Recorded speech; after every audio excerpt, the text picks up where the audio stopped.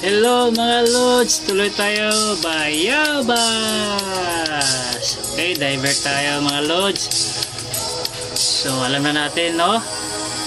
Sa Declarations of Principles and State Policies, Articles 2 and Section 27,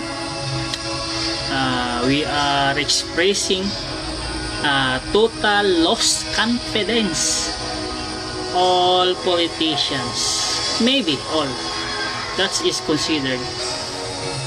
Kasi kung kayo ay kasama sa mga magnanakaw, hatian ng mga pera na yanakaw ninyo sa tao, kayo yung mga demonyo, lalo na mga simbahan na kasapi ng mga magnanakaw, kayo yung mga demonyo, wala kayong planong sumunod sa Diyos. Revelation chapter 22 verse 14. No? So tandaan niyo yan. We are expressing lost confidence. Mga pintuan ninyo, bahay ninyo ay mga demonyo yan. Kasapi kayo ng mga demonyo at may impyerno kayo. Pagalitan yung Biblia at Philippines Constitution, wag na lang kayong huminga. Wag na lang kayong huminga. Wag na lang kayong huminga.